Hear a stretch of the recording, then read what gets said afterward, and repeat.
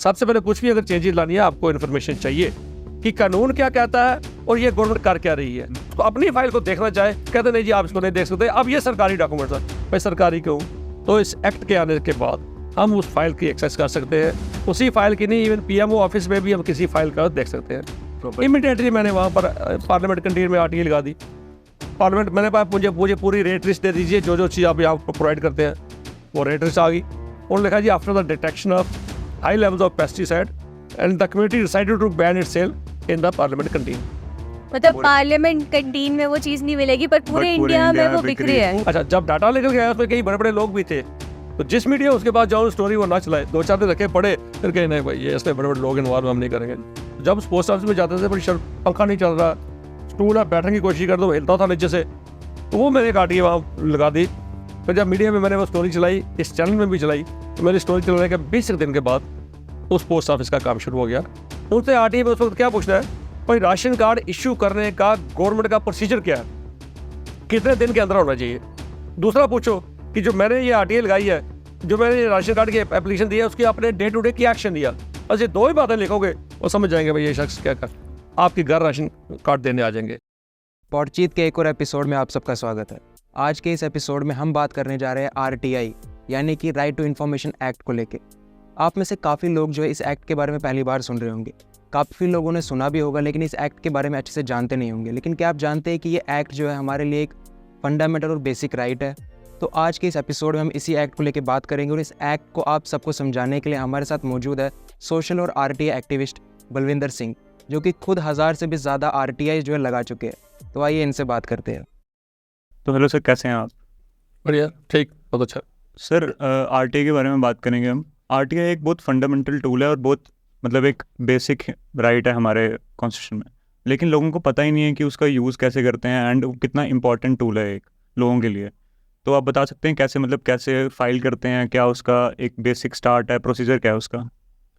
देखिए आरटीआई सच में एक बहुत ही इंपॉर्टेंट टूल है और मैं इस आरटीआई एक्ट को एक किसी धार्मिक ग्रंथ से कम नहीं समझता, क्योंकि इसने ज़िंदगी में वो एक बदलाव लाए दुनिया में, जो हिंदुस्तान में वो बदलाव लाए। जो लोग किसी ऑफिस में जाके कोई चीज़ किसी अपनी फाइल को देख नहीं सकते थे, किसी बाबू से ठीक थे, किसी को उनसे बात नहीं करता था, ये एक बड़े से बड़े शख्स को और इवन के रिक्शा पुलर को भी इतनी ताकत दे दी कि वो जाके अफसर्स में जाके सवाल पूछ सकता है, आरटीआई फाइल कर सकता है, प्रेसिडेंट ऑफ इंडिया से उससे खर्चा पूछ सकता है।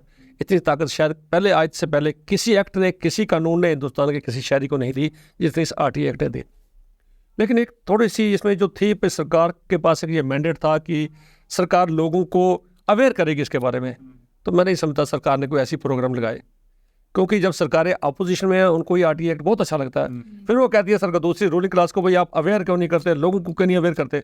जब खुद उस बेंचेस, ट्रेजरी बेंचेस पे आए थे, तो उनको आरटीआई अच्छा नहीं लगता, क्योंकि कोई भी अपना आप बताना नहीं चाहता, अपने आप को ट्रांसपेरेंट नहीं रखना चाहता। एक बार मैं किसी मंत्री की बात करूँ, मेरा दोस्त था, उसको मैंने कहा जी आपके एरिया में वर्कशॉप लगा रही है, कहता क्या करना है, मैंने कहा आरटीआई पर, कहता नहीं यार ऐसा मत करना, मेरे लोग आगे बढ़े हुए हैं, ये आगे नहीं मुझे छोड़ते, पूछते हैं पाइपें कहाँ से लाई, कितने की पाइपें लाई, कितना काम आपको हुआ, तो मैं जवाब दे दे के मेरा डिपार्टमेंट थक जाता है, मेरे इलाके में अवेयरनेस नहीं करनी, मतलब लोगों की ये भी रहती है। तो लेकिन एक अगर पावर फंडामेंटल राइट मिला तो लोगों को आज तक भी कहीं लोगों को ये नहीं पता चला कि इस राइट में हम क्या क्या पूछ सकते हैं, क्या क्या नहीं पूछ सकते हैं, कितनी ताकत है हमारे पास। और कभी अगर वक्त होगा तो आपको मैं बताऊंगा, एक स्पेशल स्टोरी इसमें रखेंगी कि क्या क्या मेरी आरटीआई थी, जिनसे क्या क्या इम्पैक्ट पड़ा, कितनी समाज में चेंजेस आई। तो बहुत ज़्यादा इसमें चेंजेस आती हैं। और एक तो शख्स अपने लिए इस्तेमाल करे, हमारी जो स्टूडेंट्स हैं वो इस्तेमाल कर सकती हैं। कहीं पब्लिक सर्विस कमीशन ने किसी एग्ज़ाम दिया, उसको आपको डाउट है मेरे मार्क्स कितने थे, बाकियों के कितने थे, आप वो आपको की प्रोवाइड करते हैं, आपको वो question mark provide, answer sheets provide करते हैं। हर चीज़ आरटीआई एक्ट के दायरे के अंदर आती है। तो लोगों को ये पता नहीं चलता है आरटीआई एक्ट है क्या। सिंपल लोगों से ये कहूँगा कि आरटीआई एक्ट फाइल करने के थोड़ी सी आर्ट ज़रूर इसमें, क्या पूछना क्या है। आप इसमें कभी भी वाई, व्हेन, व्हाट ये चीज़ें नहीं पूछ सकते। आरटीआई एक्ट ये है information. What is information? Information वो है जो किसी ऑफिस में फाइलों के रूप में पड़ी है, जो किसी ऑफिस में सॉफ्ट कॉपी के रूप में उनके कंप्यूटर में पड़ी है, कोई उनके साथ किसी की कॉरस्पॉन्डेंस मेल के थ्रू हुई है, वो सारी चीज़ें इन्फॉर्मेशन में आती हैं। हम ये पूछ सकते हैं कि अगर ये बिल्डिंग स्कूल बना है, स्कूल का खर्चा कितना हुआ, कितना इसका एस्टिमेट था, वर्क डन एस्टिमेट कितना, कितना खर्चा लगा। हम ये नहीं पूछ सकते आपने स्कूल यहाँ क्यों बनाया, आपने ये कहीं और क्यों नहीं बनाया, जो डाटा उनके पास अवेलेबल है वो डाटा आप उनसे पूछ सकते हैं। और क्योंकि मैं समझता हूँ कोई भी अगर कोई काम करना बिना इन्फॉर्मेशन के, जब तक आपकी किसी बारे में इन्फॉर्मेशन नहीं है आप उसके बारे में बोल नहीं सकते, आप उसके बारे में कोर्ट में नहीं जा सकते। सबसे पहले कुछ भी अगर चेंजेस लानी है आपको इन्फॉर्मेशन चाहिए कि कानून क्या कहता है और ये गवर्नमेंट कर क्या रही है, क्या कहीं वायलेट तो नहीं कर रही, कानून की वायलेशन तो नहीं कर रही। तो इन्फॉर्मेशन का एक बहुत बड़ा रोल है। मैं 2009 में जब इंडिया लेवल पे 2005 में आ गया तो शुरू से जब पढ़ा मुझे बड़ा शौक हुआ RTI एक्ट के जानने के बारे में। मैंने पढ़ना शुरू कर दिया एक्ट क्या है। तो क्योंकि जिस ऑफिस में हम कुछ डाटा मांगने जाते थे वो ऑफिशियल सीक्रेट एक्ट के तहत कहते थे जी आपका इसको नहीं पता कि हमारी फाइल जब कोई शख्स किसी ऑफिस में जमा कर देता ना उसके बाद उसको अपनी फाइल को देखना चाहे कहते नहीं जी आप इसको नहीं देख सकते। अब ये सरकारी डॉक्यूमेंट्स है। भाई सरकारी क्यों, मेरा कागज़ है, मेरी ज़मीन के डॉक्यूमेंट्स है, मैं अपनी ज़मीन के डॉक्यूमेंट्स नहीं देख सकता। एक ऑफिशियल सीक्रेट एक्ट के नाम पे बिल्कुल उन्होंने उसको बंद करके रखा था। तो इस एक्ट के आने के बाद हम उस फाइल की एक्सेस कर सकते हैं। उसी फाइल की नहीं, इवन PMO ऑफिस में भी हम किसी फाइल का देख सकते हैं। जैसे पार्लियामेंट की कैंटीन में, हिंदुस्तान की पार्लियामेंट की कैंटीन में एक बार मैं किसी कहा जी वहाँ एक जगह ऐसी है जहाँ 2 रुपये की कुछ चीज़ मिलती है, कप चाय का मिलता है, 10 रुपये की चिकन मिलता है। तो हमें हो गया भाई नहीं, ऐसे हम उसको आगे प्रोपोगेट नहीं कर सकते जब तक उसकी ऑथेंटिसिटी चेक नहीं करते। इमीडिएटली मैंने वहाँ पर पार्लियामेंट कैंटीन में RTI लगा दी। पार्लियामेंट मैंने कहा मुझे पूरी रेट लिस्ट दे दीजिए, जो चीज़ आप यहाँ प्रोवाइड करते हैं। वो रेट लिस्ट आ गई तो सच में वो चीज़ें थी। हाँ इतनी कुछ थी, कुछ जो कहने और सुनने में थोड़ा थोड़ा फर्क था, लेकिन वो चीज़ें थी। तो उसके बाद एक चीज़ वहाँ पर बड़ी और निकल के आई कि वहाँ जहाँ सॉफ्ट ड्रिंक्स था वो उन्होंने लिखा जी वही डोंट सर्व सॉफ्ट ड्रिंक्स। मैंने कहा क्या है भाई, क्यों नहीं है? बाकी तो चीज़ें पब्लिक डोमेन में आ गई, सब बड़ी स्टोरी पूरी हिंदुस्तान में चली भाई यहाँ पर इतना सस्ता चीज़ें मिलती हैं। जब कोला ड्रिंक की सॉफ्ट ड्रिंक की बात आई मैंने दोबारा एक और RTI लगा दी, भाई आपने मुझे सॉफ्ट ड्रिंक का रेट नहीं दिया, आपने कहा जी हम यहाँ पर इसकी यूज़ नहीं करते, उसका रीज़न बताइए। तो रीज़न बड़ा चौंकाने वाला था और वो वीडियो मेरी बड़ी वायरल थ्रू आउट कंट्री, हर चैनल में चली वो स्टोरी।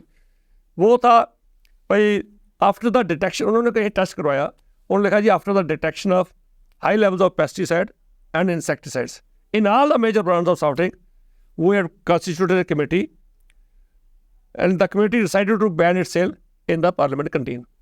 मतलब पार्लियामेंट कैंटीन में वो चीज़ नहीं मिलेगी पर पूरे इंडिया में वो बिक रही है। वो जब मैं चैनल को फ़ोन किया मैंने कहा भाई स्टोरी आ गई है तो उसको वो वैन लेके अपना भी वैन लेके आया, आपने कहाँ पर स्टोरी बताओ। तो चलाई वो स्टोरी। मैंने इनको अपने पॉलिटिकल रिप्रेजेंटेटिव को ये पूछा कि ठीक है आपकी कुछ मजबूरियाँ होंगी, आपको इन कंपनी से कुछ फंड्स लेने होंगे, आपको इलेक्शन फंड्स लेने होंगे, लेकिन आपकी एक जिम्मेदारी तो बनती है। जिन लोगों ने अपने इलाके से आपको जिता के भेजा आप उनको जाके कान में तो कह सकते हो भाई ये मत पीना, इसका टेस्ट ठीक नहीं आया, ये सेहत के लिए ठीक नहीं है, स्कूल जाते बच्चों के लिए ठीक नहीं है, हमने पीनी बंद कर दी है। ओपनली मत बोलो, लेकिन अपने उन लोगों को तो कह सकते हो जिन्होंने आपको चुन के भेजा। ये तो इतना आपका बनता है, ड्यूटी बनती है आपकी। इन्होंने किसी को नहीं बताया, खुल के पियो। स्कूलों की कैंटीन में मिलती है, कॉलेजों की कैंटीन में मिलता है। अगर if it is injurious to your health what about the general public, उसके बारे में कौन सोचेगा?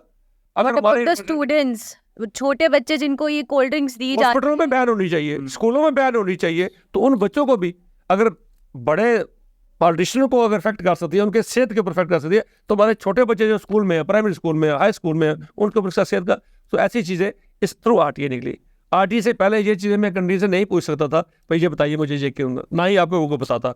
तो आज के दौर में ये एक मतलब इससे इंपॉर्टेंट टूल और कोई नहीं है।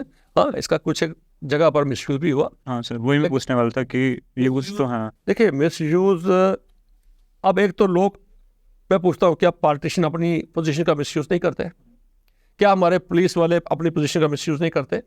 बहुत बड़े बड़े स्कैम हम सुनते हैं, वो कौन करता है? पॉलिटिशियन करते हैं, वो भी तो मिसयूज करते हैं अपनी पोजीशन का। हमारे ब्यूरोक्रेट्स मिसयूज करते हैं, यहाँ भी बड़े बड़े स्कैम निकले, गन लाइसेंसेस का स्कैम निकले, कौन करता है? अगर इन लोगों को ये राइट है अपनी पोजीशन का मिसयूज करते हैं, और पढ़े लिखे लोग, हाई IQ इनका है, अगर वो लोग मिसयूज करते हैं, ये समझते हो ये मिसयूज है, तो आम लोगों को तो पता नहीं बेचारों को ना, कहीं को तो पता नहीं ये एक्ट क्या है, ना लोगों को ज़्यादा इल्म है, ना लोगों को ज़्यादा सिखाया गया है। पढ़े लिखे लोग अगर अपनी चीज़ का मिसयूज कर सकते हैं, तो ये मैं समझता हूँ जनता इतनी पढ़ी लिखी नहीं है। अगर वो भी किसी उनमें से कुछ लोग ऐसा करते हैं, तो इससे ये नहीं कहते कि हमने पॉलिटिकल सिस्टम ही खत्म कर दिया, हमने इलेक्शन ही बंद कर दी, हमने पार्लियामेंट ही बंद कर दी। गलत लोग निकले, बड़े बड़े लीडर जेलों के अंदर भी हैं, करप्शन के चार्जेस में है, लेकिन हमें पार्लियामेंट तो नहीं बंद कर दी। इसका मतलब ये नहीं कि अगर लोग मिसयूज करते हैं हम एक्ट को ही बंद कर दें, हम जवाब देना बंद कर दें। जो लोग गलत करते हैं उनको एक्सपोज कीजिए ना, सर एक क्वेश्चन है, आप काफ़ी देर से आरटीआई में बहुत ज़्यादा एक्टिव हैं, आरटीआई फाइल करना, उसके जवाब लेना, तो आज तक अप्रॉक्सीमेट क्या फिगर है कि कितनी आरटीआईज आपने अभी तक फाइल की हैं और कितनों के जवाब जो है वो मिले हैं? देखिए पल्लवी जी, मैं पहले जब शुरू किया था तो मैं कोई ऑर्गेनाइज तरीके से नहीं करता था, लगाई मैं नंबरिंग नहीं करता था, 200-250 मैंने वैसे लगा दिए बिना नंबरिंग की। फिर मुझे आया पे नहीं, कम से कम मैं नंबरिंग तो एक रिकॉर्ड तो रखा हुआ पास। फिर मैंने पूरा एक डिस्पैच रजिस्टर अपने पास रखा, आरटीआई वहाँ से शुरू की, तो आज की डेट में उस डिस्पैच रजिस्टर के ऊपर 786 आरटीआई मैंने फाइल की है, वो एलजी सेक्टर में है। तो उससे पहले 200-250 मैंने वैसे की जिसका मेरे को रिकॉर्ड पड़ा, नंबरिंग नहीं मैंने की। नंबरिंग मेरे पास आज की डेट में 786 मैंने आज से को 10 दिन पहले फाइल की है, तो 1000 के करीब करीब जो मेरे आरटीआई होने लगी है। तो अब ये आम लोगों को जवाब अभी भी नहीं मिलता, तो मुझे एक, क्योंकि मेरा आरटीआई के साथ एक लगाव था, पैशन था, पैशन के रूप में मैंने इसे लिया, तो बड़ा चैलेंजिंग भी रहा, लेकिन काम किया। 1000 के करीब मेरी आरटीआई लगी और काफ़ी जगह बड़े बड़े अच्छे जवाब मिले, अच्छे से रिस्पॉन्स मिले, और मैं अपनी हर एक आरटीआई जो मेरे पास आई जिसका मुझे जवाब मिला, जब उसकी को मैंने कोई पब्लिक इंपॉर्टेंस देखी तो उसको मैंने पब्लिक डोमेन में रखा। अब कई चीज़ें होती हैं जो पब्लिक रिलेटेड इश्यूज हो, उनको फिर मैं पब्लिक डोमेन में लेके आता हूँ, नहीं हो तो ठीक है, आरटीआई मेरे पास पड़ी है। तो वो काफ़ी चीज़ें ऐसी निकली जिससे बहुत बड़ा इम्पैक्ट पड़ा। कुछ ऐसा इंसिडेंट, कोई ऐसी आरटीआई का जो जवाब आया हो जिसके बाद काफ़ी ज़्यादा चेंज आया हो पब्लिक डोमेन में रखा? देखिए, मैं जैसे आपको कहा 2009 में एक्ट यहाँ आया, लेकिन मैं 2005 से हिंदुस्तान में था, तो मैं पढ़ता था। मुझे ये था भाई मेरी रियासत में कब आए मैं इसका इस्तेमाल शुरू करूँ, क्योंकि हूँ मैं पोस्ट ग्रेजुएट, पढ़ा लिखा हूँ, लेकिन शौक से आदमी और ज़्यादा बहुत कुछ सीखता है। तब से मैंने गूगल सर्च करके आरटीआई के बारे में पढ़ के स्टोरीज देखता था, सक्सेस स्टोरीज देखता था। मुझे था भाई ये एक मेरे लिए बड़ा इंपॉर्टेंट टूल है, इससे मैं कम से कम जो करप्शन के केसेस निकाल सकूंगा, बड़े बड़े स्कैम निकाल सकूंगा, क्योंकि वरना तो मुझे कोई ऑफिस के अंदर घुसने नहीं देता था, हमारे पास ऐसी कोई ताकत नहीं थी। इसने मुझे एक ताकत दी कि मैं उन ऑफिस के अंदर तक घुसा, और आपकी ड्राफ्टिंग एक आर्ट है, क्या चीज़ पूछना चाहते हो जिससे मैं कहते हैं वेयर द शू पिंचेस, जिस जगह वो शू आपको पिंच करता है उस जगह पे स्ट्राइक कीजिए। अब पूरे शूज़ के बारे में, उस दुकान के बारे में, शूज़ कहाँ पता नहीं, जहाँ पिंच करता है आप उस जगह पे जाइए। तो आरटीआई आपकी बड़ी ब्रीफ होनी चाहिए, वो एक आर्ट है, आरटीआई लगाना एक आर्ट है, क्योंकि जवाब देने वाले आपसे ज़्यादा इंटेलिजेंट है, जवाब कैसे इसको डिनाई करना है, तो आपकी उसमें। तो मेरी एक अच्छी आरटीआई शुरू में सबसे पहले मुझे एक क्रेज थी भाई, जब मैं आया तो मैं कई बार सुनता था भाई यहाँ सेल टैक्स के लोगों ने पैसा नहीं दिया, पैसा लोगों का पड़ा हुआ है, डिफॉल्टर अमाउंट पड़ा हुआ है, लोग डिपॉजिट नहीं करवा रहे। तो मुझे लगा भाई इस इशू पे करना चाहिए, तो वो मेरी पहली आरटीआई थी। 2009 में एक्ट आने के कुछ ही देर के बाद मैंने लगा दी। तब अफसर ने बड़े आराम से लिया कि आप क्या करोगे ये डाटा जान के। मैं कहा सर वैसे मुझे शौक है कोई फाइलें इकट्ठी करने का, मैं देखना चाहता हूँ कितने डिफॉल्टर हैं। उन्होंने भी कभी ज़िंदगी में ये नहीं सोचा होगा भाई ये कम क्या जवाब देने जा रहे हैं, इसका क्या हो सकता है। तो टाइम पे आया, 5-7-10 दिन लेट हुआ, तो उन्होंने कहा जी इतने पैसे जमा करवाए, मैंने जमा करवाए। उसमें से परवेज जी और आपको कहूँगा जी, वो जो डाटा निकल के आया, जब पढ़ना शुरू किया तो बड़े हैरान करने वाले डाटा था। उसमें लिखा था भाई ये डिफ़ॉल्ट अमाउंट क्यों हो सका जी, 70 to 80% लोग लिखा था नॉट ट्रेसेबल। जो नॉट ट्रेसेबल लिखे थे लोगों को, उनमें से काफ़ी लोगों को मैं जानता था। एक बहुत बड़ी यहाँ एजेंसी है, लेकिन डिपार्टमेंट ट्रेस नहीं कर पाया होगा ना उनको। गाड़ियों की एजेंसी है जिसको पूरा जम्मू जानता है, उसका भी ये लिखते थे नॉट ट्रेसेबल। मुझे हुआ अच्छा, जब डाटा निकल गया उसमें कई बड़े बड़े लोग भी थे, तो जिस मीडिया उसके पास जाओ स्टोरी वो ना चलाए, 2-4 दिन रखे पढ़े, फिर कहे नहीं भाई ये इसमें बड़े बड़े लोग इन्वॉल्व हम नहीं करेंगे। लास्ट में आगे एक नेशनल चैनल है वहाँ, तो दिल्ली में जो हमारी ऑर्गेनाइजेशन है उन्होंने उनको कहा भाई यार इतनी अच्छी उसने काम किया थी, स्टोरी निकाली चलाओ। तो उस एक लेडी ने कहा जी मैं हिम्मत रखती हूँ, उसने अपने मालिक से कह दिया ऐसे स्टोरी चलानी है। तो उसने कहा अच्छा ठीक गो यार। उसने कहा ये ना हो मैं कल चलाने लगूँ तो आप मुझे ट्राई कर दो, अब मैं दिल्ली में किसी से कमिटमेंट कर दी है। तो CNIBN था, तो लेडी थी कि वहाँ पर, तो उसने स्टोरी मेरी ली, स्टडी 2-4-5 दिन लगाया, स्टोरी बनानी शुरू की। उस वक्त कई पॉलिटिशियन उसको थ्रेटनिंग करना शुरू कर दिया, आप करोगे हम आपको शू करेंगे। उसने कहा ना शू आप नहीं कर सकते, what are we are going to telecast is based upon the RTA information. तो उन्होंने काफ़ी रोकने की कोशिश की, बड़ी स्पार्श आनी शुरू हुई। तो तब जब टेलीकास्ट हुआ मैं भी घर से बाहर चला गया। पहली थी, डर भी लगा, किसी ने डराया भी। हम भी कहीं होटल में बैठ के वो स्टोरी सुनी, बड़े बड़े पॉलिटिशियन इन्वॉल्व थे, उनके नाम ले लेके चैनल ने कहा जी इतने बड़े लोग। तो मैं जम्मू छोड़ के चला गया, एक हफ्ता मैं भी घर से चला गया। उसके बाद JK चैनल में ही मेरी स्टोरी चली दोबारा। मैंने ये क्लियर करने की कोशिश की कि मेरा किसी के साथ पर्सनल कैरेक्टर असोसिएशन करने का नहीं, किसी की इमेज डेंट करने का नहीं। मेरा मकसद ये था देखें डिफ़ॉल्ट अमाउंट कितना है और किस वजह से डिफ़ॉल्ट है, उसकी रिकवरी का क्या होगा। तो उसके बाद फिर मैं उन दिनों मीडिया में बड़ा एक्सपोजर मिलता था इन स्टोरी चीज़ का, मैं उसको लेकर स्टोरी को हाई कोर्ट में चला गया। हाई कोर्ट में मेरे शेख की साहब और हमारे एक एडवोकेट थे, तो उन्होंने इसको बड़े अच्छे तरीके प्लीड किया। 4-4.5 साल मेरा वो केस में कोर्ट में केस चला। तो सुनील सेठी साहब ने भी मेरा केस किया। ऐसे ऐसे बड़े अच्छे एडवोकेट्स हैं जो सोशल एक्टिविस्ट भी रहे हैं, काम किया। तो मैं 4 साल की मॉनिटरिंग के बाद 450 करोड़ की उसमें से रिकवरी कर पाया। एक उसमें बड़ी इंटरेस्टिंग बात ये भी बताऊँ, मैंने इनको कहा जी ये ट्रेसेबल नहीं है, आप इनके फोटोग्राफ क्यों नहीं पब्लिश करते पेपर में? बिल्कुल, पेपर में फोटोग्राफ पब्लिश कीजिए। तो डिपार्टमेंट ने घबराते हुए ऐसे फोटो पब्लिश किए जिसमें यह भी नहीं पता चलता था वेदर ही इज मेल और फीमेल, ये भी नहीं आप देख सकते थे। तो फिर मैंने जैसा होगा मैं जैसा हमें ये नहीं पता चलता ये मेल है फीमेल है, फोटो इतना छोटा रखा है, भाई जिनसे को 10-50 लाख लेना है, 2 करोड़ लेना, लगाओ ना 500 का बड़ा फोटो लगाओ। बिल्कुल, तो जैसा मैंने वो फोटो देखा वो मेरा उन्होंने भाई नहीं क्लियर विजिबल फोटो रिकॉग्नाइजेबल, पता चला भाई ये शख्स कौन है। तब उनको थोड़ी सी पता चला भाई हमारा नाम आ रहा है, हमारा फोटो आ रहा है, तो उनको शायद शर्माए वो आके पैसा जमा कराए। तो काफ़ी जद्दोजहद के बाद 450 के करीब करोड़ के करीब रिकवरी हुई। बाकी फिर केस सेटल किए गए। और उसके बाद कमिश्नर वहाँ के थे कैफत रिजवी साहब, उन्होंने मेरा नाम रिकमेंड किया स्टेट गवर्नमेंट को, भाई इस शख्स को अगर किसी कैटेगरी में कोई अवार्ड दिया जा सकता है सोशल कैटेगरी में दिया जाना चाहिए, क्योंकि इसने बहुत बड़ी मेहनत की है और हमारे डिपार्टमेंट का बहुत बड़ा सुधार इस शख्स की वजह से हुआ है। हम भी करते थे अपने लेवल पे, लेकिन जो इन्होंने लैकूना सा हमें निकाल के बताए शायद वो हमारे लिए नई खबर थी, तो उसके बाद बड़ा फर्क है। ये कुछ चीज़ें ऐसी हैं। तो सर जैसे आरटीआई आप फाइल करते हो तो जवाब आते हैं, तो कभी कोई ऐसा इंटरेस्टिंग जवाब आया हो जिसको सुन के आपको लगा हो कि बहुत ही ज़्यादा ईमानदारी ट्रांसपेरेंसी से ये जो जवाब है ये मिला है? बिल्कुल, देखिए मैं वो जवाब आज भी मैंने संभाल के रखा हुआ है और जब कभी खोलता हूँ तो मैं उस शख्स को दुआएं देता हूँ। मैं वाकई आरटीआई एक्ट के मुताबिक अगर इंटरेस्ट पेड अगर आरटीआई की अगर आपने कभी कोई किसी ने जवाब दिया, बड़ा माइनर इशू, बड़ा माइनर था लेकिन बड़ा मज़ेदार जवाब था। यास बेचारे को पता नहीं था क्या जवाब देना है, लेकिन उसने बड़ी ईमानदारी से जवाब दिया। एक नानक नगर में एक पोस्ट ऑफिस था, तो मैं भी नानक नगर का रहने वाला हूँ। तो जब उस पोस्ट ऑफिस में जाते थे बड़ी शर्म, पंखा नहीं चल रहा, स्टूल है बैठने की कोशिश कर दो हिलता था नीचे से, उसकी टांग टूटी हुई है। टेबल रखे थे, 2 टेबल थे उनके काम करने के लिए, एक टेबल के नीचे उन्होंने ईंटें रखी हुई थी। तो दादा यार गांधीनगर में देखते हैं तो बड़े मॉडर्न पोस्ट ऑफिस बन गए हैं, तो नानक नगर में क्यों इग्नोर किया जाए, क्यों निगलेक्ट किया जा रहा है? जो वहाँ बैठे थे उनको मैंने पोस्ट मास्टर उनको पूछना, मैंने कहा क्या कहते जी क्या करें, डिपार्टमेंट पैसा नहीं खर्चता, ये देखिए टेबल हमारा हिलता है, ये देखिए हमारे पास चेयर बैठने के लिए नहीं है। मैं कहा कस्टमर आते हैं आपके यहाँ, क्लाइंट्स आते हैं, उनको बैठने के लिए जगह कहता जी अब मैं घर से तो लेके आ नहीं सकता। तो वो मैंने काटिए वहाँ लगा दी, भाई आपके पास कितने टेबल हैं, क्या वो बैठने के काबिल है, शेयर्स कितनी है, क्या वो टेबल कितने हैं, क्या वो काम करने के काबिल है, शेयर्स कितनी है, क्या वो बैठने के काबिल है, फैन आपके पास कितने हैं। तो कुछ देर के बाद जब जवाब मेरा आया तो जब मैं क्यूरियस होता हूँ, जब आरटीआई का रिप्लाई मिलता ना, मैं खोल के इमीडिएटली देखता हूँ भाई इसमें कोई निकला नहीं निकला। तो वो देखे मैं बड़ा खुश हुआ, खुशी से मारे मैंने कहा वाकई यार इस शख्स को मिलना चाहिए। तो उसमें उसने लिखा था भाई हमारे पास 2 टेबल है, एक की टांग टूटी हुई है, उसको हमने ब्रिक के सारे खड़ा किया। दूसरा उसने लिखा मेरे पास 3 कुर्सी हैं, उसमें से एक बैठने के काबिल नहीं है, क्लियर उसने लिखा। उसने कहा we have 3 fans, one is out of order for the last 1 year. पढ़ के मुझे भी बड़ी हंसी आई और उसको मैंने कहा इसको इस शख्स को अप्रिशिएट करना चाहिए। फिर जब मीडिया में मैंने वो स्टोरी चलाई, इस चैनल में भी चलाई, पहले तो मैंने उस पीआईओ को अप्रिशिएट किया, भाई आप एक्ट की अगर आरटीआई में इन्फॉर्मेशन ठीक मिलती है तो हम अच्छी जगह स्ट्राइक कर सकते हैं, ठीक उसमें सुधार आ सकते हैं। अगर आपको इन्फॉर्मेशन प्रॉपर नहीं मिली, वो कहता जी सब कुछ ठीक है, तो वो ठीक नहीं होना था। उसने एग्जैक्ट मुझे इन्फॉर्मेशन दी, भाई टेबल टूटा हुआ है, चेयर टूटी हुई है, बैठने के काबिल नहीं है। जब मैंने स्टोरी चलाई चैनल में, तो मेरी स्टोरी चलाने के 20 दिन के बाद उस पोस्ट ऑफिस का काम शुरू हो गया।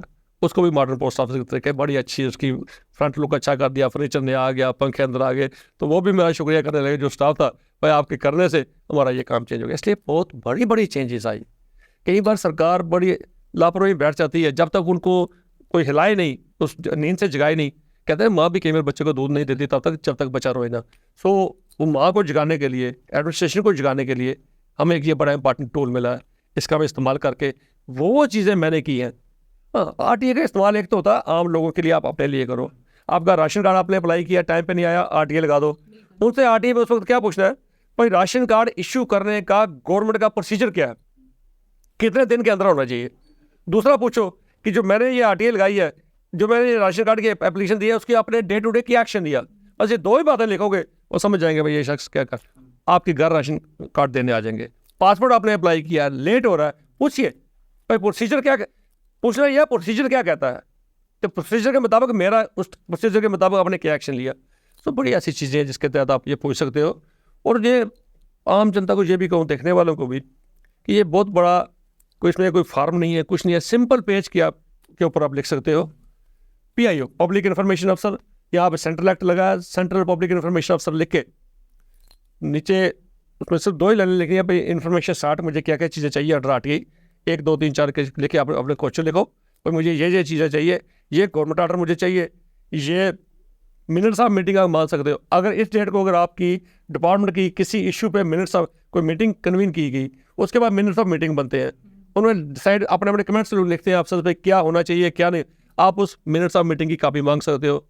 और सिर्फ उसके साथ लगाना है एक IPO जो आपको पोस्ट ऑफिस से मिलता है, 10 रुपीज़ का IPO है, एक उसकी काउंटर फाइल है, एक IPO है, उसके ऊपर लिखते हैं अकाउंट्स अफसर।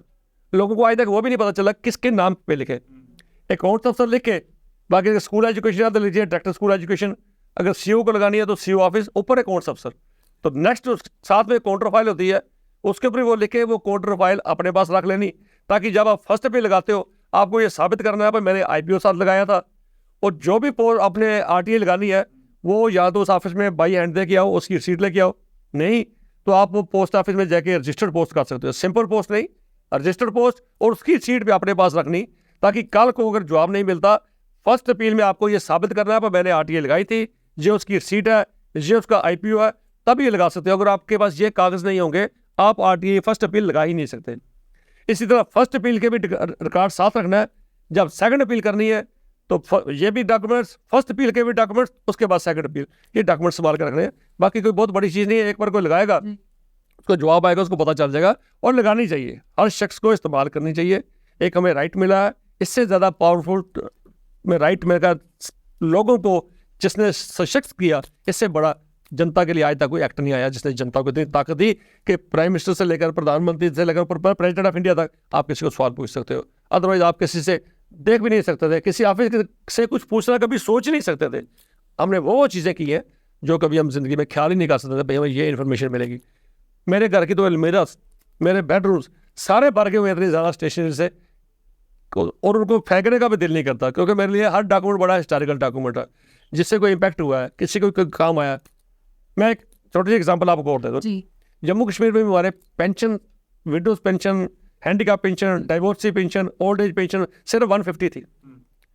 तो मैंने एक बार मुझे ख्याल आया भाई हमारे जो पॉलिटिशियंस हैं इनकी सैलरी इन्हांस होती है, हर साल 2 साल के बाद इनकी सैलरी इन्हांस होती है। मैंने असेंबली में एक RTI लगा दी, भाई आपके पॉलिटिशियंस की पिछले 15 साल में सैलरी कितनी इन्हांस हुई, कितने टाइम हुई और कितनी इन्हांस हुई। और सोशल वेलफेयर डिपार्टमेंट को ये लगा दिया कि आपने भी 15 साल में कितनी बार इनकी पेंशन बढ़ी। आप सुन के हैरान हो गए, पॉलिटिशियन की पेंशन और 15 साल में तीन बार उनकी बढ़ी और 500 टाइम्स हाइक हुई। तो ये window pension, old age pension total एक बार बढ़ी, सिर्फ 25% हाइक हुई, 150 से 175 गई, 175। फिर वो स्टोरी मेरी टाइम्स नो और NDTV, इंडिया TV, आज तक हर चैनल में वो स्टोरी चलाई। और हमारे सरकार का लोगों को देने के लिए बटुआ बड़ा टाइट है, अपने लिए इनके पास सब कुछ है। वो स्टोरी चली, उसके बाद चीफ सेक्रेटरी को लिखा, चीफ मिनिस्टर को लिखा। जब स्टोरी चली तो उसके कुछ 6-7 महीने के बाद पहली बार जम्मू में 1000 रुपया पेंशन मिनिमम की गई। एक 150 थी 15 साल से, 150 से 175 हुआ। RTI लगाने के बाद, चैनल मीडिया की सपोर्ट से, चैनल में स्टोरी आने के बाद वो पेंशन हाई की गई 6-7 महीने के बाद 1000 मिनिमम। तो मैं समझता हूँ अब भी अगर बाकी रियासतों से कंपेयर करें तो उनकी वहाँ भी 2-2000 हो गई है, यहाँ अभी भी ज़्यादा नहीं है। लगता है एक बार फिर RTI लगा के इसको पब्लिक। जी, एक सवाल और है, जैसे आपने कहा बाकी स्टेट से कंपेयर करें, तो बाकी स्टेट से अगर हम अपना टोल टैक्स भी कंपेयर करें तो बहुत ज़्यादा पे कर रहे हैं। और अभी जैसे बात चल रही है और काफ़ी ज़्यादा प्रोटेस्ट भी हो रहे हैं क्योंकि सरोवर टोल प्लाजा का जो स्ट्रेच है वो नहीं यूज़ किया जा रहा क्योंकि कंस्ट्रक्शन का काम चल रहा है। तो उस बीच टैक्स उतना ही पे कर रहे हैं लोग, लेकिन स्टिल जो उसको लेकर बात है वो नहीं उठी। तो क्या आपने इसको लेकर कभी RTI फाइल की है या फिर तैयारी है कि इसको लेकर सवाल पूछा जाएगा सरकार से? मैंने इनसे ये पूछा था भाई टोल टैक्स आप कब तक ले सकते हो। मेरा ये कहना है कि सरकार की तरफ से ये कहा गया, एक सेक्शन 4 है जिसमें ये कहते हैं प्रोएक्टिव डिस्क्लोजर। जी, कुछ चीज़ें तो RTI लगा के मिलनी है, कुछ चीज़ें मोर देन 70% इन्फॉर्मेशन डिपार्टमेंट की हर उनकी वेबसाइट पे होनी चाहिए।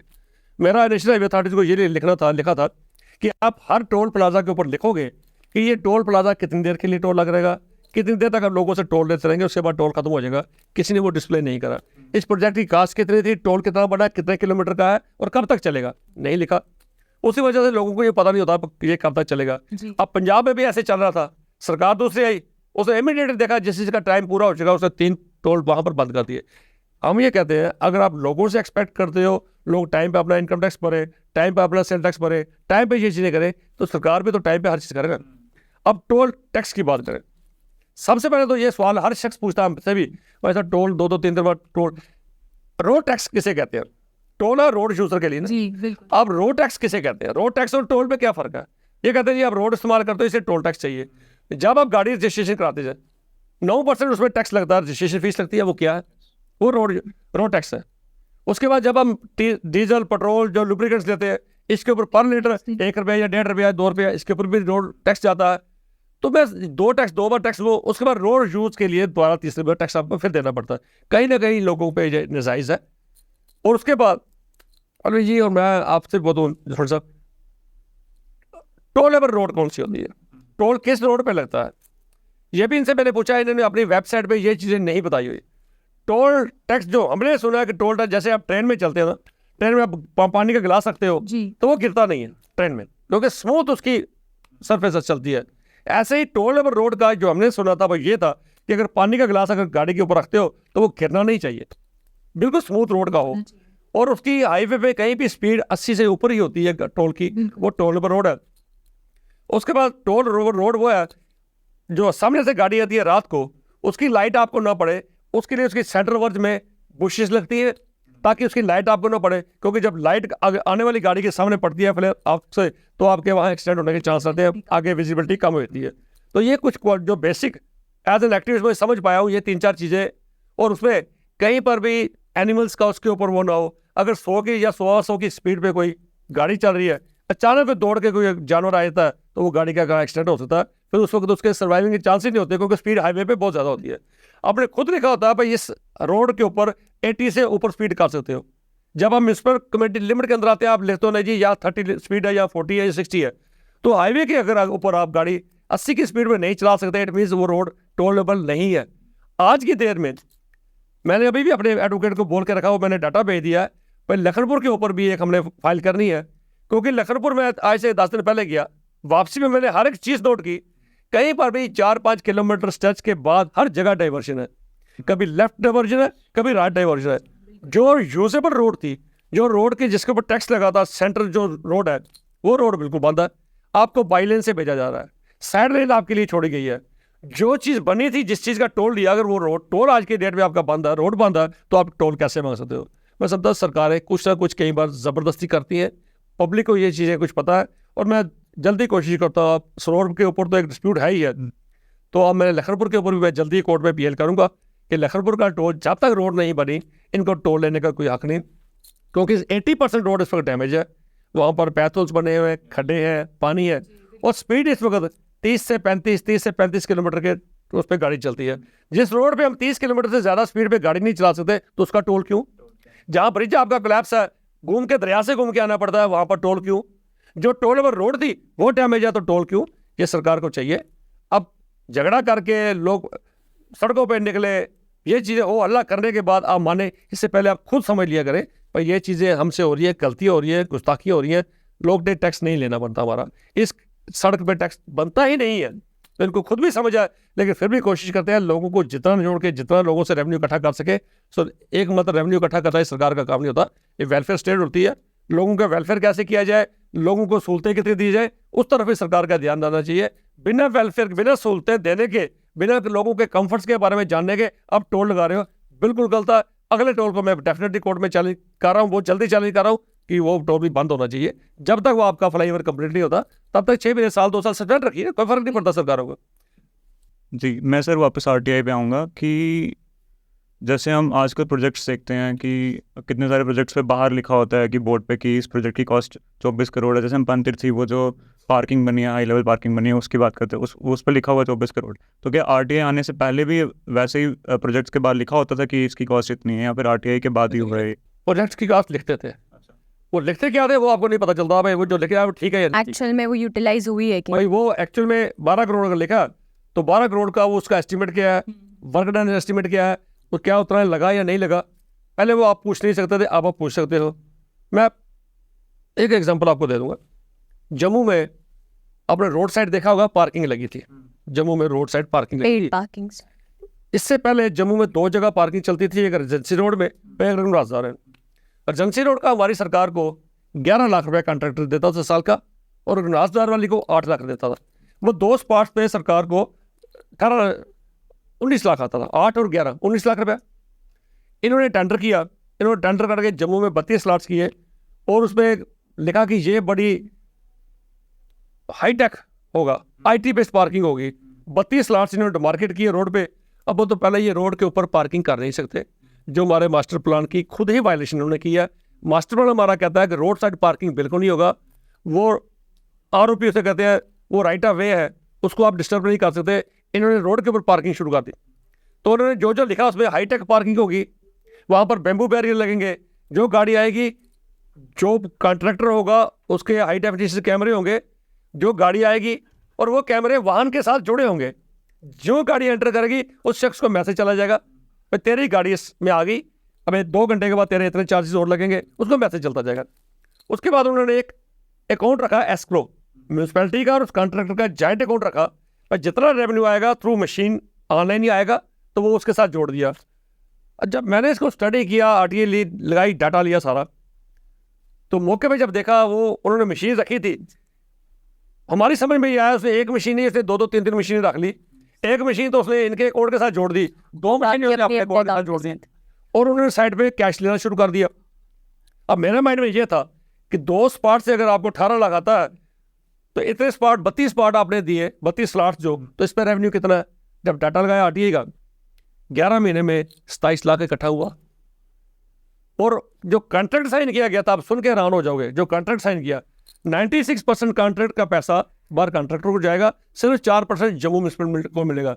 तो पहले साल में जम्मू म्यूनसिपैलिटी को क्या मिला? सिर्फ 1 लाख रुपया, 26 लाख उसको मिला। तो ये बहुत बड़ा कहीं ना कहीं स्कैम था। डाटा पूरा लेकर स्टडी करने के बाद मैंने प्रेस कॉन्फ्रेंस की। प्रेस कॉन्फ्रेंस करने के से बाद मैंने जॉइंट कमिश्नर साहब से बात की, यादव साहब से बात की। मैं कहा सर ऐसे से ये स्कैम है बहुत बड़ा। तो कहता देखा मैंने, कहता आपकी पूरी इन्फॉर्मेशन ठीक नहीं है, कुछ ठीक थी। मैंने कहा जो मुझे मिली मैंने वो ठीक कर दी, जो नहीं मिली तो उसको आप देख लीजिए, लेकिन ये बहुत बड़ा स्कैम है। तो कहने लगा मैं ठीक है, उसको मैं टर्मिनेट करने जा रहा हूँ। वो 9 करोड़ का कॉन्ट्रैक्ट था। मेरी प्रेस कॉन्फ्रेंस 20 तारीख को हुई, 23 तारीख को वो कॉन्ट्रैक्ट इनको कैंसिल करना पड़ा। तो आज की डेट में वो कॉन्ट्रैक्ट कैंसिल है। अब दोबारा उसकी फ्रेश उसके बना रहे हैं, डिटेल्स बना रहे हैं, पर NIT बना रहे हैं। सो ये RTA की वजह से ही काबुल हुआ। हाँ, एक चीज़ मुझे उन्होंने एक चीज़ और कही, कहता जी ये ऐसा नहीं है सिंह साहब भाई, जहाँ पर एक्टिविस्ट नहीं होते वहाँ पर सरकारें नहीं चलती है। मैं कहता बिल्कुल दुरुस्त फरमाया आपने, सरकारें चलती हैं, वो इसी बेस पे चलती है कि 96% उधर जाएगा, 4% इधर रहेगा। जहाँ पहले 19 लाख आता था, वहाँ 2 स्पॉट पे 32 स्पॉट्स पे 1 लाख आ रहा है। तो ये सरकारें ऐसी चलती हैं, एक्टिविस्ट का बहुत बड़ा रोल है। तो जो मैं समझता हूँ, एक तो आपको बता दिया इस्तेमाल सिर्फ अपने लिए, एक एज एन एक्टिविस्ट मेरा काम है समाज के लिए काम करना, और समाज के लिए मैंने बहुत काम किया है। बहुत सी RTA लगाई है, उस RTA लगा के खाली नहीं, 7 मेरी PL कोर्ट में गई। उन 7 PL का बहुत बड़ा उसका अच्छा एक आर्डर, बड़े बड़े अच्छे आर्डर्स निकले, जिससे समाज में बहुत ज़्यादा फर्क पड़ा। तो काफ़ी ऐसी चीज़ें हैं। मेरी डॉक्टर्स की शार्टेज के ऊपर मेरी PL चल रही है। जम्मू में जितने पार्क थे, इनक्रोच थे, इनके ऊपर VVIP लोगों ने अपने अंदर टेंट लगाए थे PSUs के। मैंने कोर्ट में केस करके RTA के थ्रू डाटा लेकर कोर्ट में केस किया। आज जम्मू का किसी पार्क में आप किसी पुलिस वाले का PSO का टेंट नहीं मिलेगा, वो भी मैंने RTA के थ्रू डाटा लेके वो डिटेल सक्सेस स्टोरीज पे एक प्रोग्राम रख के आपको RTA की सक्सेस स्टोरीज की मैं कम से कम गिनती करूँगा ना तो कई दिन लग जाएंगे मेरे पास। इतना मैंने काम किया और पब्लिक के लिए किया, और हर चीज़ पब्लिक डोमेन में रखी है। कहीं इसमें जो ब्लैक मेल है ना, आप उनसे पूछो जिन्हें, अब एक जम्मू के कुछ शख्स उनका सिर्फ काम क्या है, जहाँ जहाँ कोई कंस्ट्रक्शन होती है उसकी RTA लगा देंगे, भाई ये मकान क्यों, नक्शा क्या है इसका, मौके पे कितना है, तो वो डिपार्टमेंट उसको रोकता था यार RTA आ गई है। उसके बाद वो शख्स उनके पास जाता है, भाई बता यार हमारे मकान पे तुमने क्यों RTA लगाई, फिर वहाँ डीलिंग होती है। वरना एक शख्स के पास जिसने आज से कम 500 एप्लीकेशन लगा दी है, किसी का नक्शा पूछने के लिए, किसी का मकान का साइट पूछने के लिए, उससे तुमने पब्लिक का भला क्या किया? जी बिल्कुल। पब्लिक क्या वो तुमने चीज़ पब्लिक डोमेन में लाई, क्या पब्लिक डोमेन में लाई?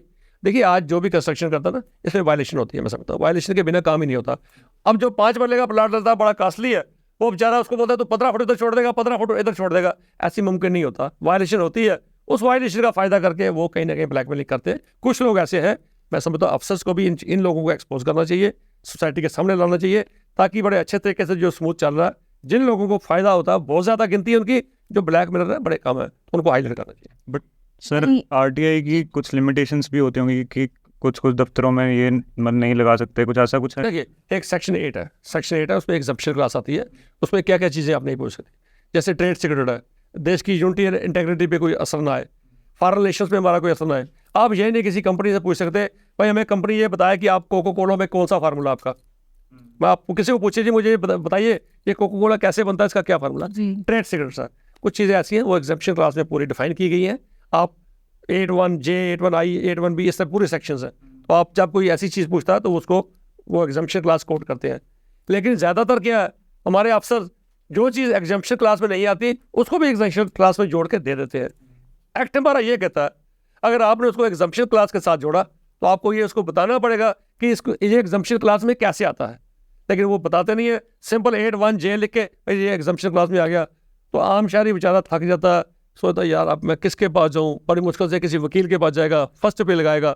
और लास्ट में एक बात बता दूँ कि पहले हमारा एक्ट J&K एक्ट था 2009 का, हिंदुस्तान के बाकी एक्ट से ज़्यादा मजबूत था, क्योंकि उसका कमीशन यहाँ पर था, टाइम बाउंड उसका डिस्पोजल था। जो सेंट्रल एक्ट है वो टाइम बाउंड नहीं है, उसकी सेकंड अपील आज भी अगर जम्मू से कोई सेकंड अपील लगाते हो आपको दिल्ली भेजनी पड़ती है, तो मिनिमम उसका 1 साल लगता है। जम्मू में जो डिस्पोजल था वो 60 डेज के अंदर उसका डिस्पोजल हो जाता था, और अफसर्स को भी कहीं ना कहीं डर बना रहता था भाई मैं आरटीआई ने जवाब नहीं दूंगा 30 दिन के बाद ये फर्स्ट अपील पे चला जाएगा, फर्स्ट अपील का नहीं मिलेगा 45 डेज में सेकंड अपील पे चला जाएगा, और सेकंड अपील में हमें पेनल्टी लग सकती है। अब उनको पता है कम से कम इसका 1 साल तो दिल्ली लगेगा, 1.5 साल, तब तक हमारी ट्रांसफर हो जाएगी, कौन पूछेगा। इसलिए एक्ट की आज यहाँ दशा ठीक नहीं है, मैं समझता वेंटिलेटर पे चला गया है, आम लोगों को इसका जवाब नहीं मिलता, लोग परेशान हैं, हमें फ़ोन करते हैं, लोगों को जवाब नहीं मिलता। जी, thank you so much sir. आप हम ऐसे ही होप रखेंगे कि आगे भी आप ऐसे ही आरटीआई लगाएं, और बहुत चीज़ें हैं जो बहुत चेंजेस है जो आए, जैसे आपने कहा ये पेड पार्किंग्स का, तो पेड पार्किंग्स का मसला भी बहुत ज़्यादा था। अब आप टोल टैक्स को लेकर भी अगर कुछ आगे इसी तरीके से आरटीआई लगाएंगे या कोई भी एक स्टेप उठाएंगे, तो thank you so much sir. आपने एक बहुत ही इन्फॉर्मेशनल कॉन्वर्जेशन की हमारे साथ, और जिन लोगों को आरटीआई के बारे में नहीं पता अब उनको क्लैरिटी होगी कि आरटीआई आप कैसे फाइल कर सकते हैं और उसके बेनिफिट्स क्या हैं। तो thank you so much sir for coming. Thank you Parveen ji, thank you Vijay ji, आपने मुझे मौका दिया लोगों के साथ इंटरेक्शन करने के लिए और कुछ जानकारी उन तक पहुंचा पाया, थैंक यू। तो कैसे लगा आपको हमारा ये पॉडकास्ट? उम्मीद है आपको पसंद आया होगा, और उम्मीद करते हैं कि इस एक्ट के बारे में कुछ ना कुछ नया जो है वो आपको सीखने को ज़रूर मिला होगा। तो ऐसे ही entertaining, knowledgeable and informative podcast के लिए देखते रहे कनेक्टिंग यू, और हमें लाइक, सब्सक्राइब और फॉलो करना ना भूलें।